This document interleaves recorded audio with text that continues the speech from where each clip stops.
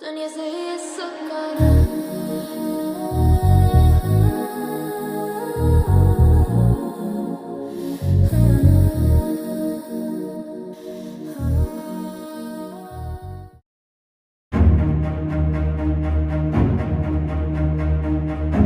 Welcome to this final episode on this horrifying story. Firstly, to the sister that did come on, very, very brave, and we appreciate you, and I think the wider community does appreciate you.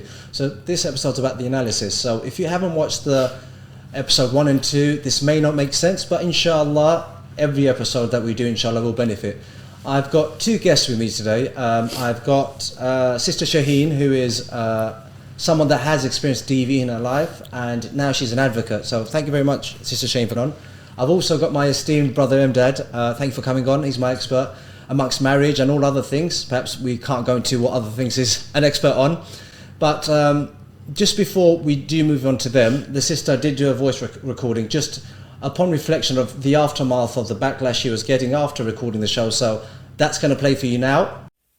Salam Alaykum. I did this anonymously. I wasn't looking for revenge or retribution, and I sincerely pray Allah subhanahu wa ta'ala forgives me if I have done anything wrong, but my intentions are purely around ending oppression, violence and abuse against women from our community. The interviewer had a massive task of deciphering 18 years of my story, and he managed to condense it to 2 parts, and I want to thank him and the team for getting my story shared how it happened.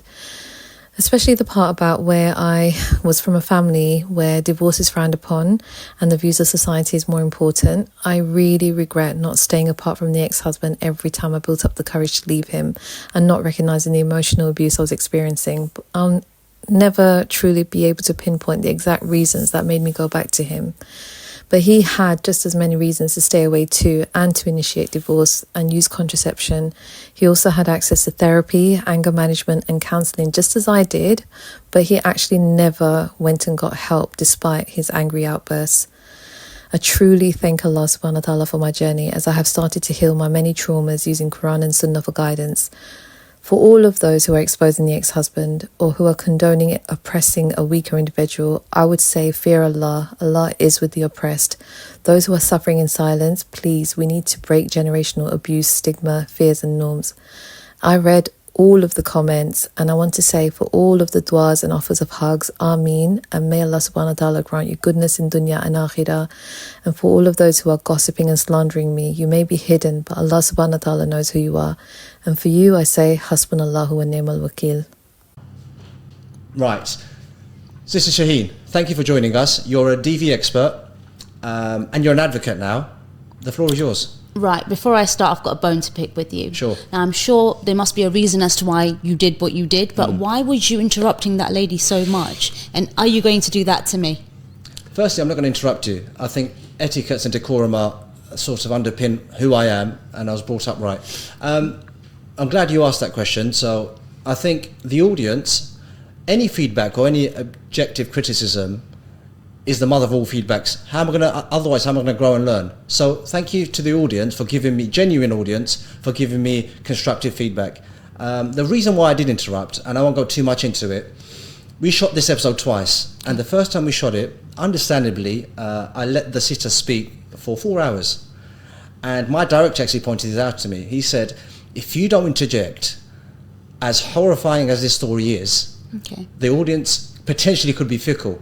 So even though they want to listen to it, first 5 minutes and they'll switch and they'll turn the clip off, which means her story isn't heard anyway. That's the first thing. Secondly, her story, there was no chronology to it, so it's all muddled up, and I had to sort of shape the story so I can get the crux of the information out. That's why I interrupted. Okay. So the only thing is, from my perspective, you came across quite overpowering and very authoritative rather than sympathetic, because you can see it's a situation which is sensitive, and you're talking to her like she's just another lad that comes onto your show. She's still a woman. So I take your feedback on point. Thank you very much for that. So the reason why I wasn't as sympathetic as I'd like to be, I'm not a monster, rest assured, is because I did a psychological thing here. If I didn't push back a bit and cross-examine, which was my intention in the first place, there are people in our society that can be very malign and evil. So if I don't disarm them by asking those very questions, you'll see my comment section with very evil comments. So that's the reason. It was almost like, what's the word that parents do to their children? Tough love. Okay. So the questions I was asking her, they were a bit aggressive, but if I didn't ask them, the audience will run away with what they think. Absolutely. I just feel like it was a little bit too savage for Sure. the situation and her circumstances. And I can see by her body language, the more you were being so assertive, she was crumbling in. So I get that, but I do think everything, again, feedback is feedback, and we're here to grow, because essentially this platform is for the community. It's the silent majority. So if they give me genuine feedback, I'm more than happy to take it on board, and I thank them. But what I don't want, and I'll just quickly go on this before we start, is there's people out there that have tried to silence the show. That's that very same mentality that we've got from sort of our villages back home. So one of the phenomena that I'm quite interested in is this: our parents and our grandparents, they come from village culture. We live in a metropolis, and we're sort of part of the monolith. So if we want our village culture over here, and I don't talk about these things, some people have said Ahyaan and stuff like that, we need to stamp this out. I'm all for Ahyaan. I'm a man of Ahyaan, alhamdulillah. But if we don't address these things and we keep sweeping them under the carpet, it's not dust we're sweeping under the carpet. These are grave sins. I agree with you completely, and I'm so happy to be part of what you're doing and finally having to meet you. You know, watching you on that show, thinking, oh my God, do I really want to meet this guy? Sure. Until meeting you in person, I can vouch that you are such an amazing man, and what you're doing is phenomenal. So keep up the good work. Thank you. Now, enough of that. So this sister's story has been harrowing. You've watched the first and second episode. I have, yeah. What's your analysis? Right, so it's very easy to tell an abuse victim, okay, you can get out of that situation. Why didn't you leave? You don't understand how this person's been triangulated to be in a relationship with a narcissist. Okay, narcissists are not normal human beings. They're demons, right? They have no feelings. And what they quite often look for is supply. A victim, somebody they can manipulate, somebody they can brainwash, and also a victim. They may have a family, they may not have a family, but a family where, like you said, back home, so it's easy to manipulate them and get them on their side, where the woman, or it could be a man, looks like they're crazy, looks like they're losing the plot, looks like they're the ones, they start being gaslit, where they're starting to doubt what they're thinking, and the abuse becomes normalized. The only thing I don't agree with is her continuously having children with this man. That I was thinking, you know what, you're bringing in children in an unhealthy situation, in an environment, and bless her, she said something which was amazing. She said, I didn't commit suicide because of my kids, but you've suffocated those kids with a man like that. So that the only thing I thought to myself, there is such thing as, okay, fine, he raped you, fine. Okay, he SA'd you, fine. There is things such as a morning after pill. You can go and get a morning after pill. You can stop that from happening. Why bring in more, what you're doing is continuing this circle of more kids. They're going to see dad doing it, mum's taking it, it's become normalized. If you've got sons, they're going to grow up thinking, well, that's normal. Then they will do that to their wives, and it will continue until someone goes, all right, enough, done. Quick question to you. Yeah. I want you to put because you're a specialist, you're an advocate, I want you to put yourself in her shoes and her mindset. So you just said to me that she kept having kid after kid after kid. Mm-hmm. What was her mindset? What was she thinking at that point? I've been there. Have a baby with somebody and that person will change. It's embedded in women, and it's embedded in our culture. They'll tell you, just have a baby with him. Like, I know somebody whose ex-partner was a complete alcoholic, and the mother-in-law's telling her, have a baby, he'll change. He was an alcoholic, he was a druggie. South Asian. Yeah. You have a baby, he'll change. Have a baby, he'll change. Never changed. Just ruined the poor kid's life. Kid's now going through therapy. So the mentality is, have a baby, he'll change. They never change. A narcissist will never change. Can you justify her having 5 kids? What do you mean justify? So she had the first kid. Yeah. There was red flags, and these red flags were perennial. So they happened over and over again, and she didn't leave. I want you to put yourself in her shoe. I left for my kids. I've only got one son. I left for my son. As it got too much where I wanted to save my son. It wasn't about the marriage. I couldn't care less what people think. Because sometimes you stay in relationships because you think what people think. Or you'll be like, who's going to look after my children? The Almighty is with you. When you're against an abuser, a demon, a monster, the Almighty will find avenues for you. Don't sit there thinking, oh, I still need a father for my children. You're making those kids suffer. The best thing you could do is get those kids out of that situation. It's toxic, it's hostile, your kids need saving. Hindsight is always something that we reflect on. And again, I ask you this question. So she had 5 kids, and I don't want to put the blame on her. Of course. But does she bear blame that she had 5 kids over a course of 17 or 18 years and she should have left sooner? Does she hold any responsibility here? Because it's not one-way traffic, is it? Don't forget, she may have been book smart, she may have been religious, whatever. She's never encountered abuse before. It's only when she came out of the relationship and realised that she was being sexually coerced. It was coercion and abuse. It was like that. But she, in that situation, as a woman, hand on heart, we don't know that that's happening to us. We don't know, because I've been there. It becomes so normalised. You're sitting there thinking, there's something wrong with me. Like when I was in that situation, every time my voice will even rise, my ex will say to me, who's going to want you? You've got a kid now. Where are you going to go with that kid? No one's going to want you. They're all going to want you for sex.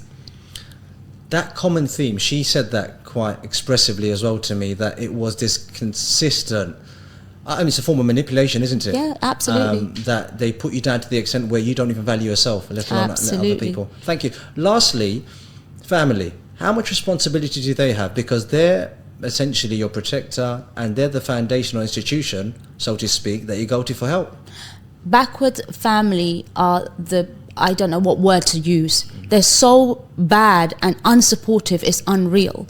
Like my son, my house will be open to my son no matter what. And that's how it should be as parents. We're protectors. This child didn't ask to be here. So regardless of the situation, my doors are gonna be open for my child. The fact that her family let her down, and this has happened, I've had my family stop talking to me at one point because I decided to walk away from a marriage which was no longer serving me. I'm going to make a bold statement here. You can either agree or disagree, but I think the family support, particularly for women of that generation, more particularly Brother Emdad's generation, there is a systemic sort of neglect there. And I'll give you an example. In my generation, if you slap a woman or even talk to her in a certain way, she'll walk off. And she'll be like, who are you talking to? You're not my dad. How dare you? In Brother Emdad's generation, and these are truths, you can either attest to it or say I'm talking nonsense here. You slap a woman, she'll go and ask her parents, oh, my husband slapped me, and they'll be like, it's fine. Just take it. Am I wrong here? Tell me. 100%, you're accurate, absolutely. Basically, I call them sacrificial lambs. Yeah, back in those times, women would be like, it's your husband, you have to be quiet, take it, just where are you going to go? Yeah, because at that time, don't forget, men were the providers as well. Women never worked. We still are the providers. Of course, but now women have got some sort of right. Yeah. They go and work now. They're making just as much money as men do now, right? But back in those days, these women couldn't even vote. This is the culture that they were in. In the villages, all the woman was there for is to be a maid, technically, have babies, cook and clean. Right? That's all they were there for, and just breed babies for the man. The man was out. The man comes in, has more babies, goes back out. I mean, I'm quite a conservative. I mean, I can see the vital role that women play in families, and without women, we will have no families. So I think that's fundamental, but I'm all for women being educated and working, if that's what you're asking. Quickly, before I move on to Brother Emdad, is there any last sort of summary points I can say about, because people say I need to be a bit more sensitive, but that's the word in the Oxford English Dictionary. The cuckolding. Where did that come from? What on earth? People say I was sort of like EastEnders and drama. I've never heard anything of that in my entire life. First of all, that is disgusting. But I believe this, just because now it's on social media, we see it. I think it's been happening for centuries. Centuries? Yeah. Well, not centuries, but I wasn't born that long. But I feel like it's been happening behind closed doors for a very long time. Again, it's because we've never spoken about it, because social media wasn't around. So you don't know what sort of, what's it called? What's that fantasies Fetish is these men had, because no one ever spoke about it. And don't forget, women never had a voice. So the minute a woman wants to say something, she'll just get a backhand straight and she'll just keep her mouth shut and not tell anyone. What's fascinating about this, and thanks for that, That's is right. both of these people, the sister and her ex-husband, were British born. They weren't immigrants that came to this country like their parents. So it's sort of bewildering. Thank you very much, That's okay. Brother Emdad. Thank you for listening patiently. Welcome. I'm going to put you in the deep end. Yeah. I'm going to start with fetishes and pornography, so to speak. Can you touch on that, please? Well, these are major ills in our society that leads to such problems. We live in a society that is hugely sexualized, that the sexualization gets to such levels that you read about children, schoolboy children, pornography being prevalent amongst them. I have 3 school children, and I tell my son, for example, if anyone ever sends you this stuff, because I know it gets sent around, you delete it, you do not look at it, right? Because this is, and a lot of this stuff feeds that exploitation, feeds that notion that women are a commodity. So it's so surprising that in Western society, which heralds the birth of women's rights, that in this same society you have such violent abuse of women's rights, that when Sarah Everard, I can't remember her exact name, when she was raped and killed, when I was reading the stats about sexual abuse of women in society, is shocking. But this is around the world. It's in India, Pakistan. I've been told, because men are so deprived of sex, they rape and they kill, because they don't know, they can't control their urges, they can't control their lusts. Half of them turn gay because they're suppressed. Whoa. Yeah. Deprived? I don't think they're deprived. Deprived. Back home. Why would they be deprived for? They get married 3 or 4 times. No, not at all. A lot of these men, from young, the women stay with the women, the men stay with the men. So they've got this fascination of wanting to see what a woman looks like, what she feels like, because they're just kept away. They're around men all the time. That is very true. If you look to countries which are very conservative, which are considered very Islamic, like Saudi Arabia, homosexuality, lesbianism is rife in these societies, because they have the westernized, liberalized version of sexuality is pumped into these countries. I remember when in the 90s. But for sure in a Muslim country it's not pumped. Yeah, definitely. For example, in the 90s, you know what the most popular show was in Saudi Arabia? No. Baywatch. Baywatch? Wow. Baywatch. Okay. If you look to Arab media, Arab music, it is conservatively sexualized culture.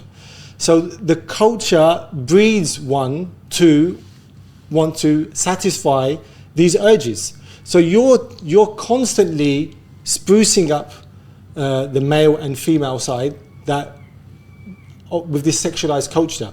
Now in a country like Saudi Arabia, where it's very controlled, you have increased their urges now. So they either do it with men, they do it with women, or men exploit women. So in Islam, the beauty of Islam is that the sexual drive is a natural drive. It is a drive which pushes human race, but it needs to be done in a harmonious, controlled way. When it's left open and the latches are taken off, well, this is what you get. You get such horrific stories, as we've heard, and many of them out there. Okay. If I may, I've got a question for you now. Yeah. So, you're Bengali like me, and we're from conservative backgrounds. Yeah. And even though we've got maybe 15 years apart, the upbringing's similar. Would you agree? Yeah. So, in this particular instance, I can't reconcile how a man that's perhaps younger than you or similar to your age, probably younger, that was British born, thinks that was okay, because there has to be a correlation between that and pornography. So, tell me what he was thinking, why he did what he did, and why he thought it was acceptable, because we're from still conservative, very conservative communities. Yeah. So first thing, we've only heard one side of the story. Yeah. And now I'm not saying that anything she said was a lie. Sure. But it's only fair to always hear both sides of the story. We are taught that by our religion, and that is from the side of justice. So let's saying everything she said is true. Yeah. This fetishes, pornography, it will lead you to that. Because, look, in the, for example, marketing industry, there's a reason they say sex sells. Because it's a switch you turn on, it's difficult to switch off. If he's constantly watching this stuff, viewing this stuff, talking about this stuff, social media now is so prevalent, he's going to want to enact this stuff. And he's done it upon the person that is, God put her under his protection. I'll give you, this is going to put me in trouble now. Sometimes, I remember one time years ago, I was having an argument with my wife. And my wife said, God put me as an amana, a trust under your protection. When she said that, that hit me like a light bulb. And I got really scared. And that's exactly the situation, right? That the women have been put under, my wife has been put under my protection. If that story is true and he's completely abused that, there is few evils greater than that. Not to mention, and I'm going to come back to you, sister, That's right. not to mention his friend as well, who was also married. The fact that this is happening in our community, when I heard this, Yeah. I was so shocked. Because, as you said, it's swept under the carpet. We don't talk about it. We don't even acknowledge it. But it's there because we don't live in a vacuum. No, we don't know. We live in such a society. People are viewing, talking about, practicing this stuff. Thank you very much. It's remarkable, even though our platform, what we're trying to do, is trying to uncover these things. Remarkably, there's a percentage of our community, that's still trying to shut me down. Because we have that village mentality. Such things are not spoken about. But the reality, we don't live in a village back in Bangladesh anymore. We live in a society where I can go out now, club, And have a drink, yeah. girl, come home, come back to my family, no one knows anything's happened. So that is a stupid thing to do for our generation. Yeah. Think about the next generation. Very succinctly put. Sister Shaheen, Yeah. I want to touch on you about the cheating. Okay. And this is, I went personally and I investigated and I got proof that he was cheating Okay. with another married woman who also had a husband and kids. And they were family friends. I use that loosely because I asked the sister and she obviously pushed back on the family friends, but they knew each other. They came to each other's house. Their kids were best friends. Tell me about that. It's just disgusting. You have no feelings, no remorse whatsoever. You don't fear the Almighty. And as a matter of fact, you shouldn't be walking around calling yourself a religious or a believer if this is what you do to people. You're ruining lives. You're ruining children's lives as well. So that to me is the most important thing. But I feel like there's a lot of insecurities. If you need to cheat, you're a very insecure person. You two are very rare. You guys have got the haya. You've got that respect. You care. You've got the emotions. You're empaths. Not everybody is like you and not every man is like you. So you're going to tell me, but I should have done this and I'm like this. Not every man is like you. People chase their urges. And cheating is an urge, it's a thrill. How far can I get away with it? And it doesn't matter who I do it to. At that moment, I only care about me and my feelings. I feel so sorry. Sorry. Can I ask a question then, which is Sure. baffling me and baffling people that I've sent this to, and they said the same thing. Why did she keep on going back to him? In the early, from what I heard from episode 1, her family tried to get her divorced from this guy when they realized from what we've heard, what was happening. But she kept on going back time and time Have and you time never again. have you never come across a narcissist before? I have. Okay, so there's different things, techniques and tactics that Yeah. they use. One of them is called love bombing. Okay. And another one is called vacuuming or hoovering you. Okay. So a person's that finally got away. A person's already gone through that trauma. So don't forget, after pain, there's still trauma, and that you have to heal from that as well, because you're used to living a particular way, even if it's a painful situation to be in. Okay. So when you're already in that space and you're trying to forget that person, you're missing that pain. This is how psychologically they've messed you up. So you're now missing that pain, and this person knows when to come back to you. So do you think that, like, for example, me, when I was younger, I was always bullied. Okay. I grew up in a very white area. and I was racially, and not just me, many of my friends and family were racially abused all the time. Now, bullies look for people they can bully. Okay.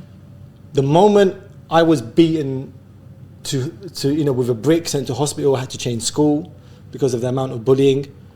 Now, the moment I said, that's not going to happen to me anymore, I'm going to stand up for myself, the bullying stopped. Yeah. Okay? Do these type of men prey on women that they can feel that they can manipulate? It's all about vulnerability. The more vulnerable you are, that you're the best victim for these narcissists. You're perfect, you're ideal, you're the perfect supply. So they will technically go for somebody that they can humiliate, they can put in a situation that this person's never going to leave them, that they've got no family around, you know, or these women, for example, because it can happen to men, so let's be fair, yeah. Okay, it can happen to men. So, you know, these are people who don't have anyone to fall back on, and if they do, that family is not really supportive. So you've got isolation, which is another technique that they use. So you can isolate that person where you can continuously punch them, and they're going to be your punching bag for the rest of however long they can keep you. Don't forget, these people, these men or women, they don't love you. They love the control. So what signs do they see in women to help our audience that I can prey on this woman? It's so women who are craving for love, like naive women who are, they could be book smart, but they're not aware. Like right now we're talking about this, and that's how they're going to learn about what's actually happening and how people will manipulate you. But just like a lot of these women from your generation, the reason why they were the way they were is because they were brainwashed to be that way. There was no education. So if your man is abusing you, cheating on you, hitting you, it's normal. But now we're educated enough, and we're seeking that knowledge to go, this is not okay. What you're doing to me is not okay. I thought I was the most smartest person in the world, and I still fell for a narcissist. So it's not the fact of education then. It must be something more, because you're an educated person and it still happened to you. Sometimes they also go for a woman that is very strong and confident as well, so they can break you. And it's an ego thing for them. Because they've gone, I want this, I'm going to break you, put you down, and now I feel good. I'm going to reel this a bit back in. Thank you for that, Brother Emdad. So he actually married her because he threatened suicide, so self-harm. And was that the starting point? Is that when the gun went off? That's a red flag right there. But of course, she was, what, 15? Well, 19, I think. But that's when she got married to him, right? She got married at 19, but she knew him from about 15 or 16. Yeah, again, 19. What do you know at 19? And why is he saying he's going to commit suicide? It's control. He would never do it. Do you know what? Now, I would have been like, go on then. If it was me, I'd be like, go on then. Show me. It's very important that you said now, because back then, when you went through, and I'm so sorry, and I'm glad you've come out of it fighting, kicking and punching, at the time you were going through the traumatic experience that you did, you had the blinders on. Absolutely. They love bomb you. They show you this whole, it's like Princess Jasmine and Aladdin. They'll be like, I'll show you the whole new world. And you want that. And you want that so badly until the mask drops. Okay. But it's too late. You're trapped. You're married. And you've got babies coming out the left, right and centre. Trapped. Brother Emdad, the family. I mean, I am quite upset, and I have to be objective, about the family's role in this. Now, some people have said that, you know, the family, the brother, for instance, said, you know, divorce, don't be acrimonious, keep it amicable. But I feel like, in my humble opinion, the family wasn't really there for her. So, as mentioned at the beginning, when I started to say my part, we have only heard one part of the story. You know, I don't know what happened with the family, why the brother may have said that or what have you. But it seems like we do have families that their shame is more important than everything. I'm not saying this is a scenario of that. But it just seems... It potentially can be, though. It could potentially be that, but they have to protect their shame. Now, if that is the case, everyone will know. They won't say it to you, but everyone's going to find out. You're not protecting your shame. You need to protect your things that are under your responsibility. Now, a father needs to protect his daughters. I'm a father of 2 daughters. So this story is very dear to me, because my daughters will one day, inshallah, go off and get married. And I need to be cautious that the person that they marry them will protect them as I protect them, will love them as I love them, will not abuse them. Now, the greatest abuse is the abuse of power. And the greatest abuse of power is the man's abuse of his family. A lot of times, these narcissists become rulers and dictators of countries. They learn their trade in their house. The household is such an important place. When the household breaks down, society breaks down. Another thing that sort of almost I was dismayed by it was the fact that on the caveat, on the predication that this sister did go and tell her family members that this cuckolding term was used, and this narcissist, allegedly so, this ex-husband, somehow persuaded the family that she wanted it. And between you and I, man to man, forgive me, what's not reconciling here is the fact that, okay, she wanted it, but you're going to facilitate, and the family's okay with siding with you. Please, help me here. I'm at sea. As I said, if this is what happened, this is beyond belief. That these are things. I've only heard about that once before when I used to work in a shop. A guy said to me, "I thought, what the hell?" He goes, "Yeah, okay." And the second time I heard it is when you mentioned it on this scenario. Yeah. Now, I would never believe that a Muslim woman would want that to happen. So, as I said, I don't know what the family's view on this is. What about the family though? Because he persuaded the family that she wanted it. Even if that was the case, even if you want the fact that she wanted it, as a father and a brother, you look at that man and say, hang on, you're facilitating for her to want it. God forbid. Look, they raise them. Like, I'm raising daughters. Yes. Which father would raise a daughter to want such a thing in a religious household? They went to Hajj and what have you. I find that, I don't know, these are one of the things that I find it very difficult. Lastly, before I come on to the sister, beg your pardon. Suicide. Okay, this might not be true. She did say to me, quite candidly, that she was going to commit suicide. Where was her family then? This is, we talk about, this show is the silent majority. Okay, and I mentioned this the last time I was on, right? We think there's a silent partner to our lives, which isn't a silent partner, it's an active partner. And that is the devil, the shaitan, okay? All that we see and all these things that we are talking about is what the shaitan wants to happen. He wants this breakdown of human society. One of those is suicide. Shaitan will always play with your mind to want you to do all these things and to kill yourself. Okay? And alhamdulillah, the woman did not give in to these suicidal thoughts and protected her mental health. But there are many out there, and this is also maybe a topic you want to talk about, many young men committing suicide. Rest assured we will. But again, I'm going to ask the question, where was her family when she was going to commit suicide? That's not for me. I would say that's not for me to answer. But it's an appropriate question. But a lot of times suicide is internal. Okay, they don't even mention it to their closest friends, to anyone. It's very internalized. They could be, happy, smiling one day, the next day they commit suicide. This is what I hear a lot about suicide. I'm not bashing her family, but God forbid, I've got a sister. If I'm not keeping in touch with her, there'll be other family members that do keep in touch with her and check in. But I just had to make that point because it's horrifying. Sister. Narcissists are master manipulators, okay? You need to understand, okay, I'm not justifying for the family. They were absolutely wrong. And I've been in that situation where my narcissist would go and tell his version of the story before I got the chance to. So therefore, he's already won that battle. So by the time I get there, it's too late. I'm already the bad guy. I'm the one who's the devil, right? So, and also, my mentality was, it's my household affair. So I didn't want to tell people what's going on in my house. When you say people, your parents? My family. Sure. Okay, but what he was doing was digging my grave anyway.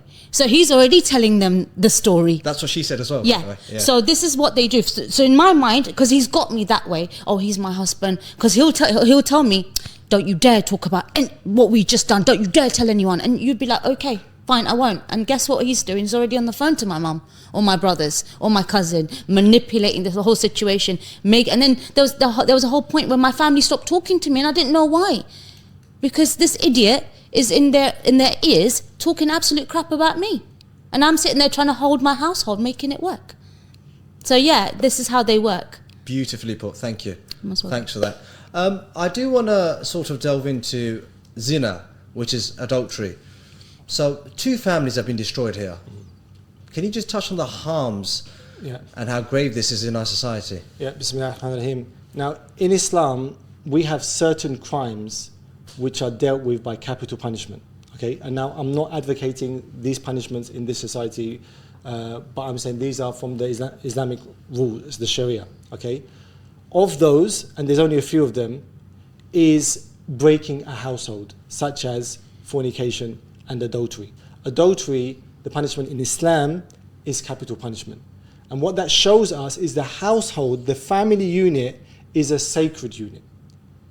And sexual exploitation by either party destroys, it doesn't destroy 2 people, the children get destroyed. Those children then have to create another family. It creates a ripple effect that goes on to generations. Absolutely. So this is something that the sexual instinct is a natural instinct. But it has to be harnessed and controlled to create the flowers. But when it's been exploited, you create a disaster, you create a war zone. And that's what we find with this scenario. How many children, how many generations now has it destroyed? Sad. So it's an evil crime, not only in Islam, but in all of religions. When you have this sex done in the correct way, in the right way, it flourishes society. But it also has the ability to destroy society. Sister, do you want to add to his point? I've got a question for you. Absolutely. Like, again, don't you think it's important to talk to your kids about sex? Because we're going back to the whole depriving them of it, where, they say, don't do so, don't put your hands in fire, but what do kids do? Go put their hand in fire. Yeah. So I always say I talk to my son, he's now 17, mashallah, he's going to be 18 this year, my king, my prince, I love him to bits. But I've raised him in an environment where we can openly have a conversation where he doesn't want to do it because he knows what it is and it doesn't interest him. Yeah. When you say don't want to do it, what do you mean? Like, well, I don't know. I mean, I'm not in his mind. I don't know what he does in his bedroom. No, just kidding. I'm a comedian, by the way. But yeah, no, it's just a case of, I can see it. The kid wants to just go gym, pray, meditate, eat healthy, grilled food. He's not interested in anything else. So I teach I have a child, 15 years old. I have 2 younger girls as well. I train them. Or I don't know to train them. I see my household is their training unit, right? When they go out on their own, they have to use what I've taught them to do that. Now, I teach my son to never raise his hands to a woman.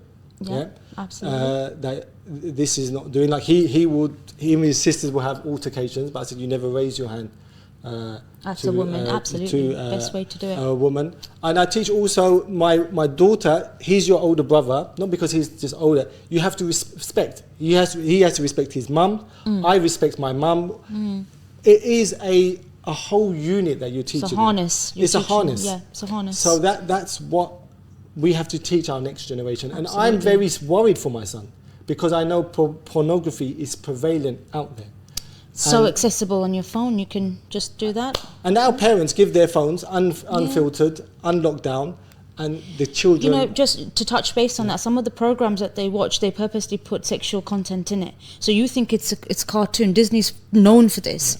From when we were kids. They've got symbols and subliminal messages in that cartoon, which are very, very sexual. It triggers the kids. These topics, I'm definitely going to address them, and I think it's bound by its own episode. It has to be. There's such a big problem.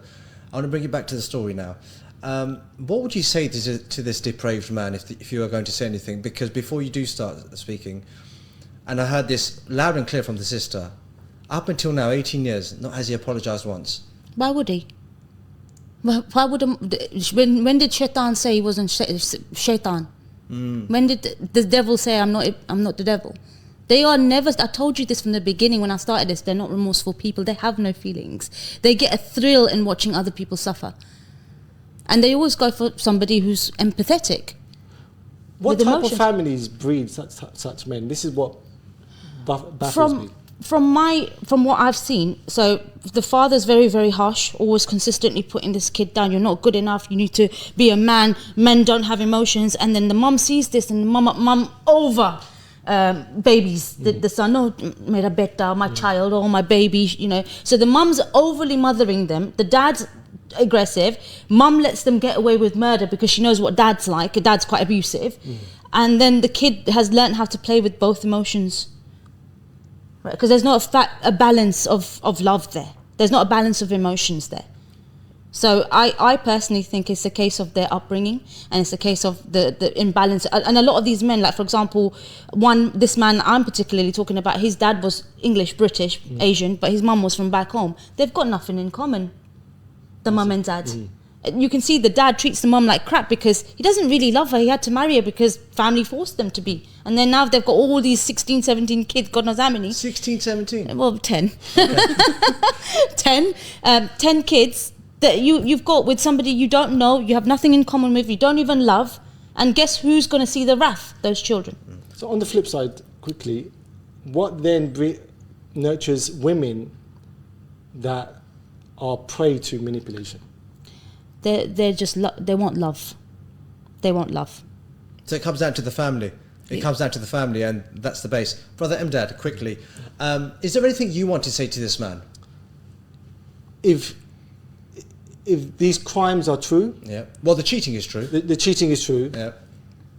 You know, this is something which is, you know, Allah subhanahu wa ta'ala told us, قُوا أَنفُسَكُمْ وَأَهْلِكُمْ نَارًا. Protect you and your families from nar. Prophet ﷺ said, كُلُّكُمْ رَاعٍ وَكُلُّكُمْ مَسْئُولٌ عَنْ رَعِيَّتِهِ. All of you are shepherd and are responsible for your flock. The most important flock you are responsible for is your family. The Prophet ﷺ said, خَيْرُكُمْ خَيْرٌ لِأَهْلِهِ.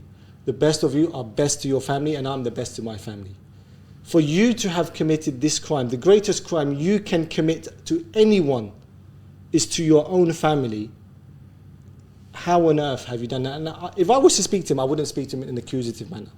I would try and understand, why on earth have you done this to your nearest and dearest? What went wrong? That's what I want to find out. A lot of times these are deep rooted, as the sister said.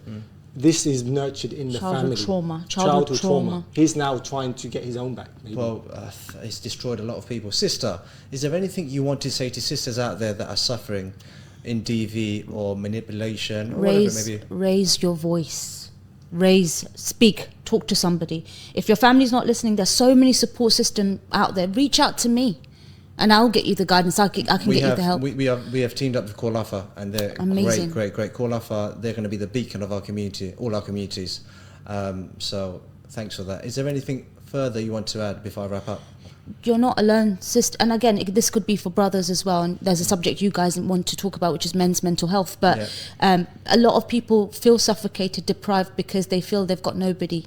They have no one. No one's going to understand them. No one, because they don't talk about it. So how can anyone relate to you? Well, this platform, you know, regardless of how much stick I get, I will carry on bismillah.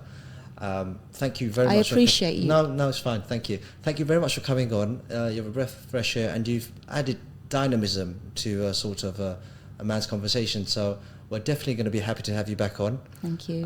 With pertinent points. Brother Emdad, as usual, thank you very much.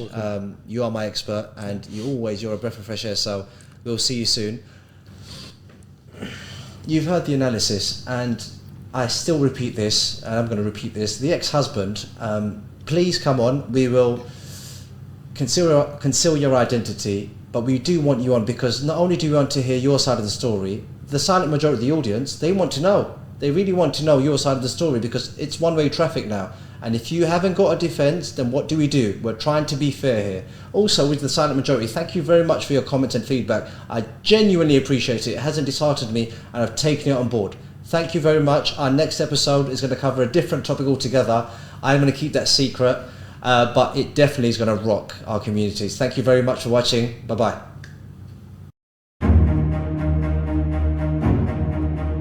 Right, another bit of analysis that I had was, I wouldn't say overwhelmingly, I say this loosely, and I'll start with you, Sister Shaheen. Okay. A lot of my male viewers were siding with the man, and a lot of my female viewers were siding with the women. What's your take on that? I'm not a man, so of course I'm going to relate and understand where a woman's coming from, whereas you men will relate to the men. As much as I'm now learning and educating myself to understand what goes through a man's mind, I feel like men should start understanding what goes through a woman's mind so that we can come to a mutual agreement. So we can start understanding each other to a point where going, this hurts you, I'm not going to do that. So of course, I think personally, it's just a case of we will always... Was it just conscious bias? I think it's when you are in that situation, you know how it feels.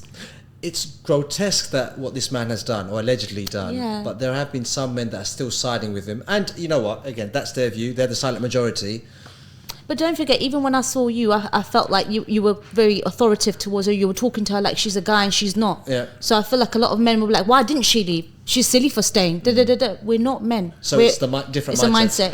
a mindset, 100%. And just quickly, Brother Emdad. Yeah, so quickly, what I would say, definitely I'm not siding with the man. People were not siding with the man, but they couldn't understand why did she keep on going back. Now, I think one of the reasons for that is men are more rational than women, and not to say that emotional is a bad thing. No. Both are important. But from a rational perspective, it makes no rational sense you keep on going back. And that's why I think men can't understand why did this woman keep on going back to this guy that keeps on abusing her. Thank you, Brother Emdad. Which is why I pressed her as well, to disarm them. Yeah. Because it's better I ask that question than they run away with it. Yeah. Thank you very much. Thank you.